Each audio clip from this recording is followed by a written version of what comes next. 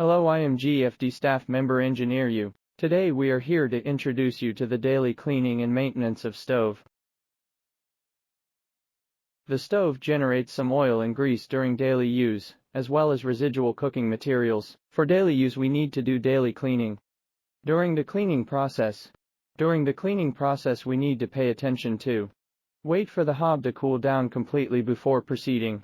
Step 1. Remove the stove rack. Step 2. Remove the food crumb tray. Cleaning of oil stains with cleaning products. Then wipe with a cleaning cloth.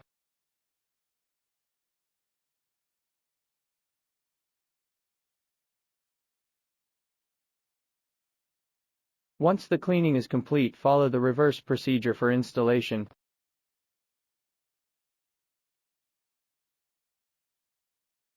Thank you for watching this video. If you like our video, please hit the like button and subscribe to our channel.